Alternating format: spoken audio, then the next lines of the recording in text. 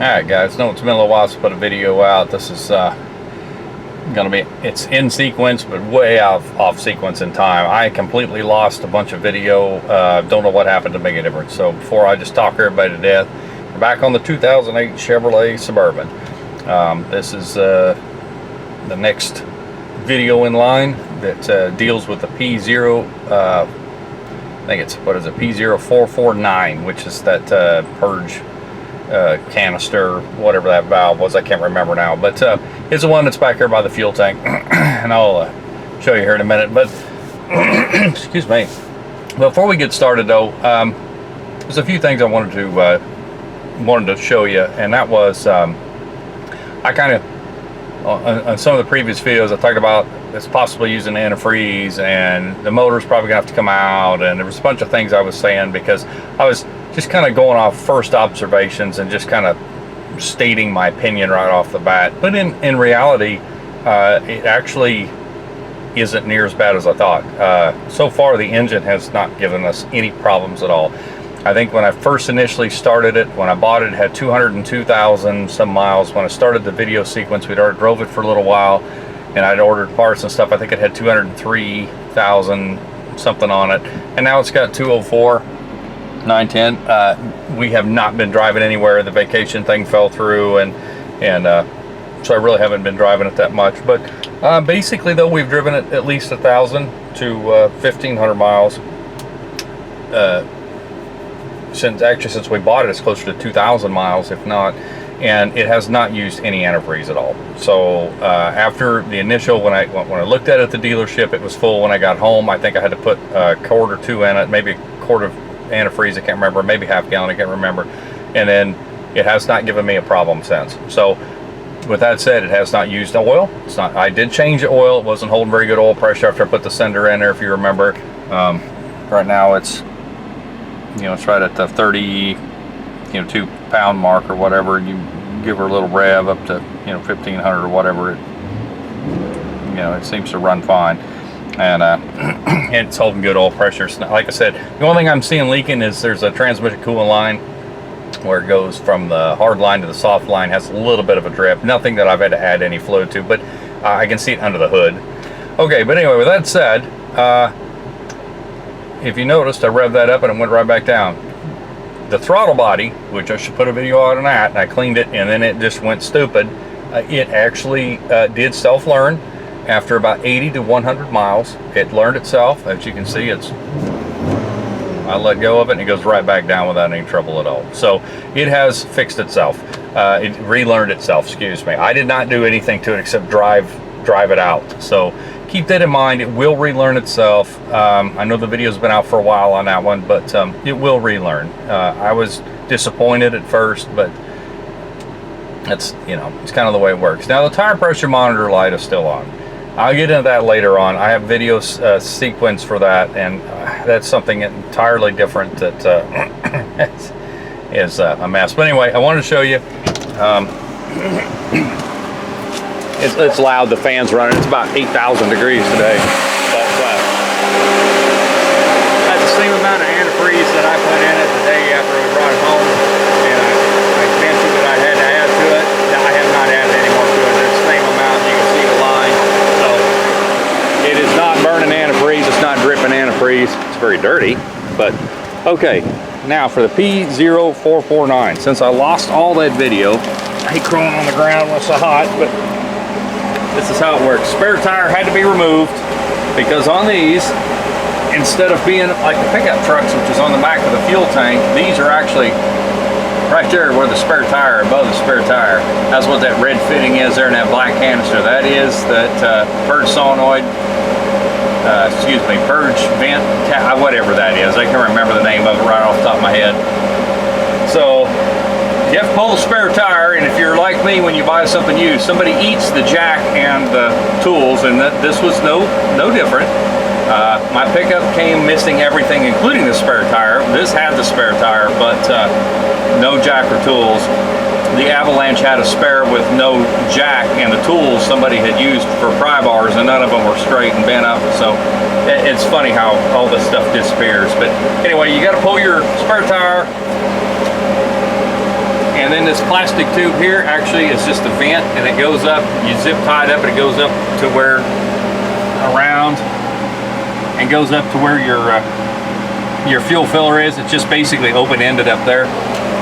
And then of course you got your plug in, and then the tube runs up in front, and that's where it's kind of a booger, and I'm really not gonna be able to show you, but it's not one of those two lines you see, it's actually behind it, but it's basically up in there, and you just pull that, and it's got a couple bolts holds it on, so it's really not that hard to replace. Sorry, I had a bug crawling on me, but I did show you, I wanted to show you that I did replace it. It did clear the light, and so I have not, I better not say I haven't had a check engine light. I had a really random odd one show up right after I got everything done. It hasn't shown back up on over 1,000 miles. I really don't know what, I don't remember what it was. It was really odd. But anyhow, with that said though, that part's sorted out, and I'm pretty happy with that. And the thing runs great going down the road and whatnot. But you know, there was a couple other little fixes that I've had to do, and I will get you a dollar for dollar amount that I have spent on the actual parts. Now there's some things that came up that are unexpected, but also somewhat are expected. When it comes to buying something used, you just never know. Brakes. The rear ones weren't that great, so I replaced them, and I always put ceramic pads on. The front ones have good amount of pad left on them, but they squeak really bad, and they leave a tremendous amount of brake dust in a short amount of time. And I am not hard on brakes, neither is my wife. We bought a brand new 2005 Toyota Corolla S with a little 5-speed. We drove that thing from 0 to 100,000 miles, and all I put was a battery in it and one set of tires, and no brakes or nothing. She drove it most of the time. So we're not hard on brakes, but these things, whatever brake pads they put on must have been the 13-cent ones from China, because they absolutely leave more brake dust than any set of brakes I've ever had in my life. So I bought a new set. I just don't have them on there yet.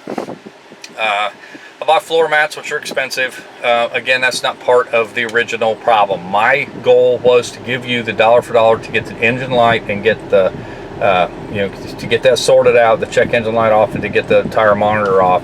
And I do have videos on that. I still have not fixed that. So that's something I'm still dealing with, but I'll still go dollar for dollar on this, along with the rear end rebuild.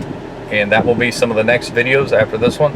And I had some problems with it, mostly my fault, but the rear end works fine. I do have another set of bearings for it because I don't like where the pinion depth was, but we'll get into that during the video, and I'll bring you back. I'll probably add a video onto this from something else I found. So at the end of this video here, I'm going to add on another problem I found that I didn't expect, but again, this is with 200,000, you never know.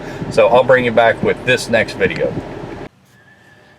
All right, we're back under the 2008 Chevrolet Suburban, and I don't know if it made the video or not, but on the intro originally I said that one thing that I did notice is that it has a rattle in the front end that I could not, you know, I couldn't stand. So finally was able to crawl underneath there and do some research to find out what it is, and boy, it didn't take long to figure that out. That's a sway bar bushing in link. There's the other.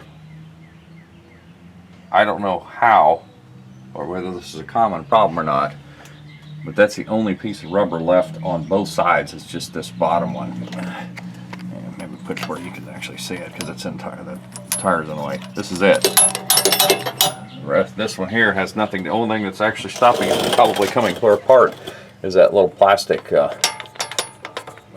you know, stop or whatever you want to call it. But so the sway bar itself, I'm trying to hold you so I'm shaking the camera so bad I can't see what you're seeing because my hand's in the way. That's how much the sway bar is moving. So yeah, you can imagine there was quite a sound underneath there when you hit bumps. So I went down and got some new ones. We're going to take this apart and replace them. I have no idea how I'm going to set the camera up where you guys can see what's going on, because I'm on jack stands, and this makes it very difficult to do. This is pretty cut and dry. I would love to show you how to do this, but it's really, really cut and dry. Some of these will get stuck or twist off because they're rusted. I'm not sure this is the case, but underneath this plastic could be hiding that. I know if you're in a rust belt, these things don't last. You'll end up twisting one of them off. The bad thing is when you twist one side off, the other side doesn't like, it's hard to get it off the other end. But we usually don't have that problem here, so should be able to get this loose with the with the impact end wrench pretty easy. I didn't lube anything up, and I'm probably going to regret that, but we're going to see here in a minute. I would love to be able to set you somewhere where you can see what's going on, but I just can't do it because, like I said, you're going to get in the way anyway. But I'll bring you back when I get these done. They're not really difficult to do, so if there's probably other videos on how to do that. I wish if I had a lift, I could set you up on a tripod. You could see this a lot better, but that's just something I don't possess right now, and so I got to go work here in a couple of hours. So we got to get this done. So I'll bring you back when it's done. Okay, finally got them in. I wouldn't say they put up a fight. The old ones came out pretty easy too. Didn't break the bolts or tear up the nut or anything, which I was kind of surprised. I figured I was going to have to cut it. Believe it or not, there is a shoulder between those two. So this is, instead of that big plastic thing, you can actually see the split in it. This is that's how they're made, but this is actually in there. So the only problem I had was getting the nut started on top. So what I ended up having to do, here it is. I ended up having to get, back up where you can see it. I had to get an old C-clamp on it. Put it on here like this. Bottom of the A-frame, and then mine's actually cut to kind of put pressure on, but most of them have kind of a way they'll hold so it doesn't slide or try to fall off there and kill you. So anyway, I got it started on there. I did have to do both sides that way. I thought once I pulled one side down it would straighten itself up, but it didn't. I ended up having to C-clamp both sides of it, but it worked out fine. Everything's tight, and that should stop that rattle, because boy, that was rough. I never seen them that bad before. I've seen them broke, rotted in half from rust. I never seen the rubber just literally fall off there. And the one piece of rubber that was left actually was broken in half too. So yeah, I don't know if they were just it wasn't like this thing was in the rust belt. These things are just I don't know. But anyway, so we got it done. There should be one more thing out of the way. They were kind of expensive in my book. It was kind of expensive, but I think with my discount and stuff like that, I managed to pull her off for just under $30 or something for both sides. $25 some change with a discount. So anyway, guys, there we go. It's I know I didn't show you on the video, actually doing it, but it's just no way to do this under here. Try to hold a camera, try to set up a box or whatever, and try to line you up where I'm trying to take this stuff apart. But this really isn't that hard, but keep in mind if you do it yourself, you may have to have a C-clamp or a pry bar where you can get up in there. 2 people would probably help. Somebody you trust, of course, don't smash all your fingers, but oh, looks like some parts just arrived. I gotta go get them.